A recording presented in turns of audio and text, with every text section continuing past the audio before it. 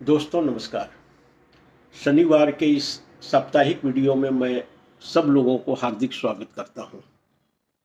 आशा है आप सब ठीक होंगे, सकुशल होंगे।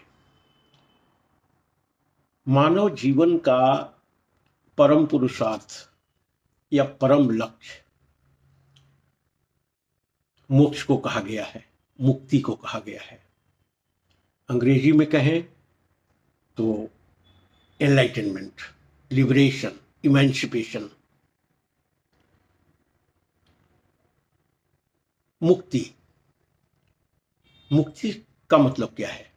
किस चीज से मुक्त होना है? एक इसको साधारण ढंग से रखने की कोशिश करते हैं मैथमेटिकल फॉर्म में। Man plus ego is bondage, man minus ego is liberation. तो सेंट्रल पॉइंट बॉन्डेज और लिबरेशन के बीच में है ईगो, जिसे संस्कृत में अहंकार कहते हैं। अब ईगो क्या है? ईगो कर्तापन का भाव है। I am the doer, I am the thinker, I am the experiencer. जब ये भाव आता है उसको ईगो कहते हैं। हो सकता है घटनाएं स्वतः घट रही हो, आपके अनजाने में घट रही हो, लेकिन आप उसके अधिकारी बन जाते हैं क्योंकि आपके साथ घट रहा है और आप सोचते हैं कि ये मैं कर रहा हूं। ये मैं कर रहा हूं का भाव ही अहंकार है। और मुक्ति इससे बिल्कुल विपरीत है। जब आप घटनाओं को स्वतः घटता हुआ देखते हैं तो उसमें फिर अहंकार का भाव नहीं होता है, कर्तापन का भाव नहीं होता है। वो कर्म का आपके शरीर से घटना मात्र है, स्वतः हो रहा है। आप उसको ओन नहीं करते हैं, आप उसके रचयिता या मालिक नहीं समझते हैं। बॉन्डेज और लिबरेशन में यही फर्क है। अहंकार का जीवन में प्रादुर्भाव बॉन्डेज है, बंधन है, और अहंकार से मुक्ति मोक्ष है, लिबरेशन है।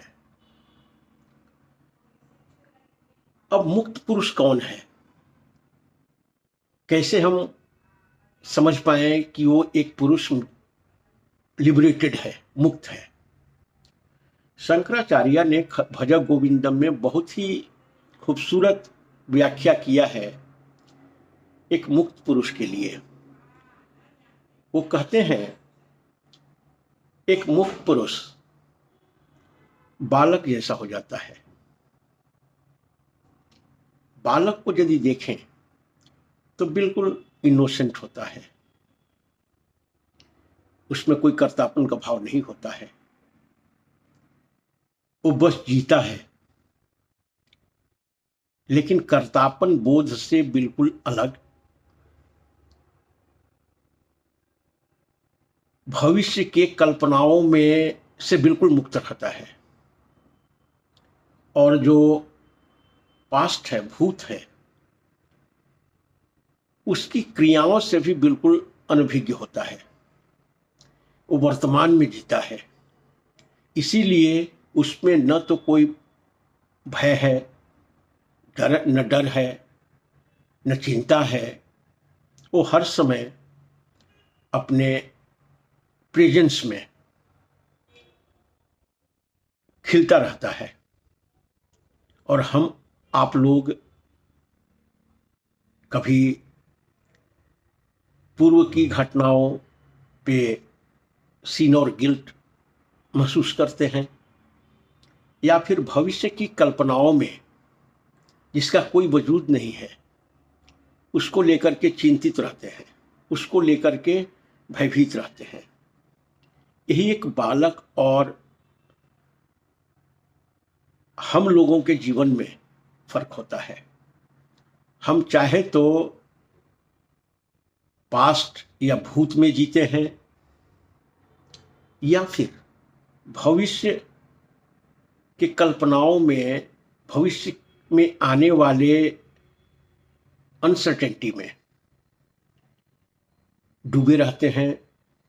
कल क्या होगा मेरा, कैसे चलेगा, इन सब संकल्पों में उलझे रहते हैं।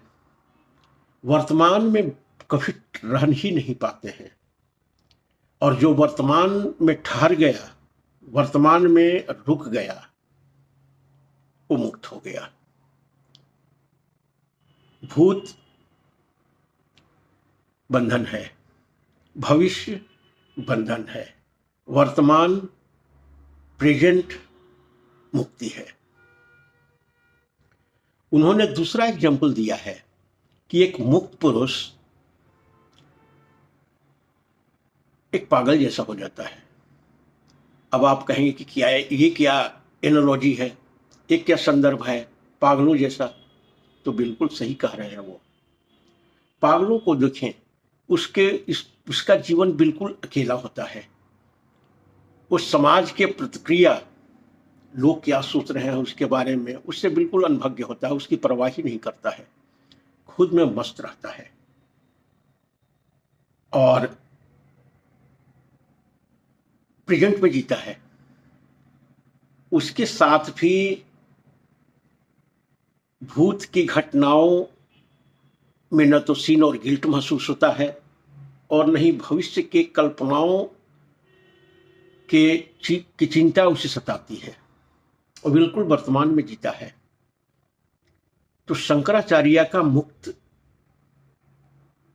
पुरुष के बारे में कहना बड़ा